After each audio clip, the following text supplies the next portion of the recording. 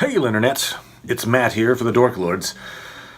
As many of you probably know, Stars, unfortunately, cruelly delayed the showing of the season finale of Counterpart. So we're going to have to wait till next Sunday to see that. So in the interim, I thought I would present something else that's dear to my heart, which of course is always Lord of the Rings. But it is actually relevant as well in this situation because Amazon, so back in November, I believe, Amazon bought the rights to the vast majority of Tolkien's works. As it turned out, Christopher Tolkien resigned from the board of directors from the Tolkien estate, and he was always the one who was most, my precious, guarding Tolkien's works. And so with him gone, I think Amazon thought, oh, here's our chance. So they slapped down 250 mil, boom, bought the rights. So just last week, we learned that, so they spent $250 million to get the rights. Amazon is apparently spending an additional $500 million to make a series, a Lord of the Rings style Middle-earth series. But here's the catch. They haven't said what it is. We know, I believe for a fact, I'll say for a fact, that it is a prequel to Lord of the Rings. So they're not just going to redo Lord of the Rings, or theoretically, or The Hobbit. They're going to do something else. They're going to take those materials and boom, make a thing. And obviously, well-funded. So, this video is going to talk about what that thing might be. What will Amazon, what part of the timeline will Amazon take and make their show? Okay, now obviously there's tons of material to go for. Just to give you kind of a little idea of the amount of time chronologically we're talking about here. The War of the Ring, hence the subject of the Lord of the Rings movies, takes place at what is basically the end of the Third Age.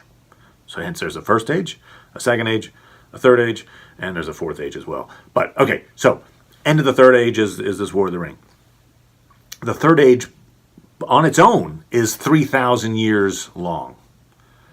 The Second Age is slightly longer than that, I think. It's a little over 3,000 years. First Age is another 1,000 years. So you've got like 7,000 years worth of time, plus, basically, that you can play with. So there's just all kinds of stories you could tell in that time frame. It's just really tough to tell where they're going to go. Now, could they... I mentioned this actually in my video, What Went Wrong with the Hobbit movies. In that one I said, hey, what would have been really cool at the end of the Hobbit movies if they did some kind of little montage, like the connective tissue between the Hobbit and Lord of the Rings. Like Aragorn hunts Gollum and Balin goes back to Moria. So those are incidents that you could play on. I don't know that you'd get a whole season out of that kind of information.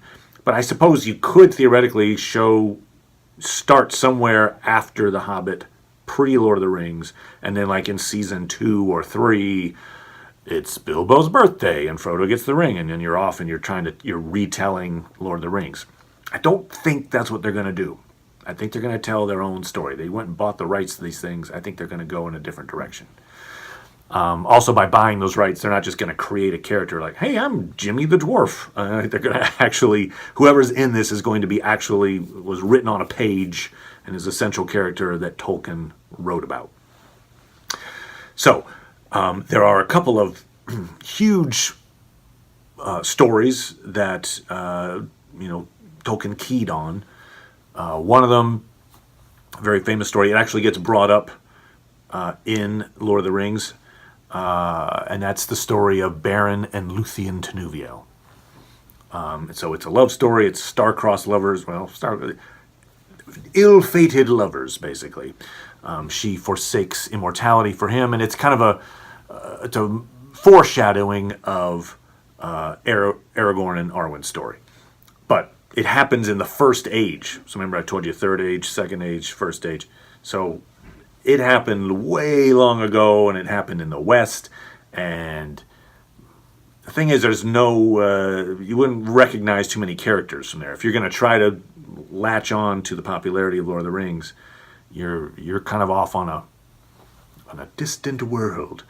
But it is something where, for instance, Tolkien and his wife, I believe, have Beren and Luthien on their tombstones. So this story in particular was very important to Tolkien.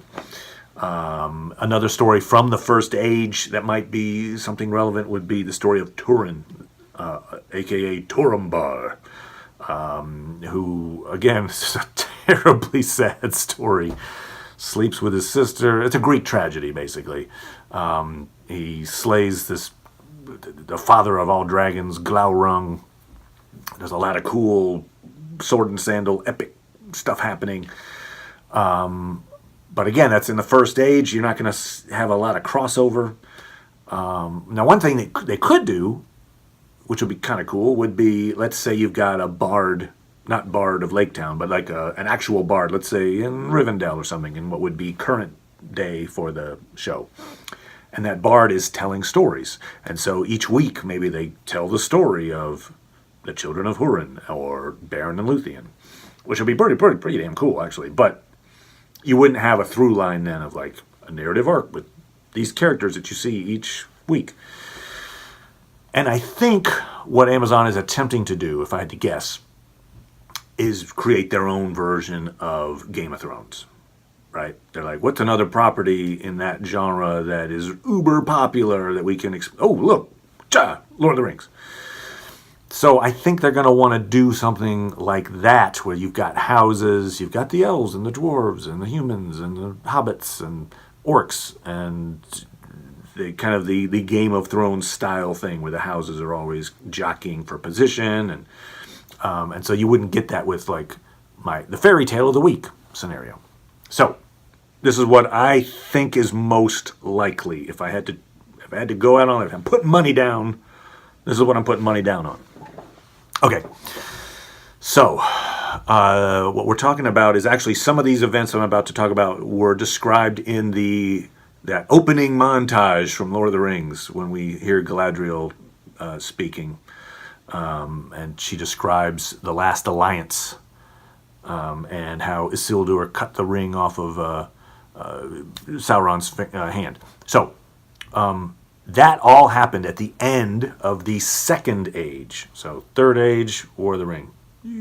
3,000 years, boop, Second Age. So, right at the end of the Second Age,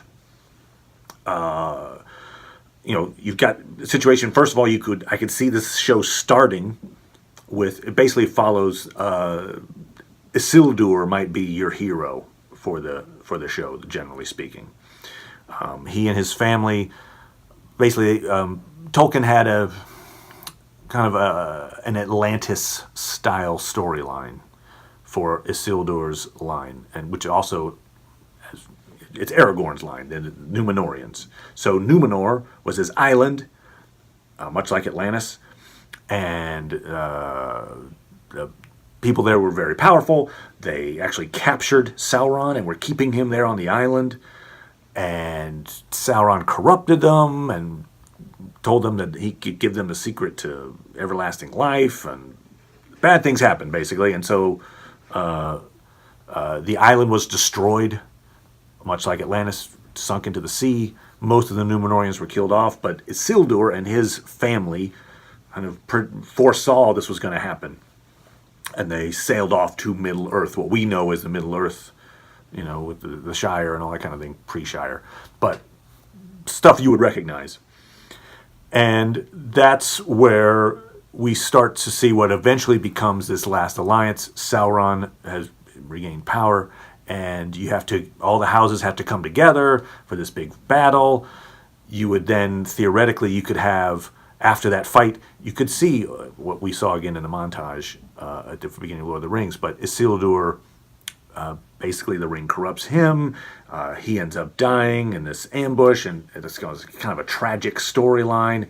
But I think there's a lot there that would be Game of Thronesy, to put it in simple terms. But that there's a lot of time in there that you could build up to this big battle. And then there's stuff post that you could do. And it's, the end, oh, look, War of the Ring, the War of the Ring was at the end of the Third Age. Well, here's what happened at the end of the Second Age. So I think that could be a cool, I'll say one possibility. Another possibility might be when Gandalf and the rest of the Istari, there's 5 wizards are basically sent from the West to go aid humanity. Like, look, Sauron's a threat. You go help out. And so the 5 wizards come over to Middle-earth from the West. But that happens in like the year 1000 of the Third Age. So all these events I'm talking about at the end of the Second Age, Gandalf wouldn't be there yet.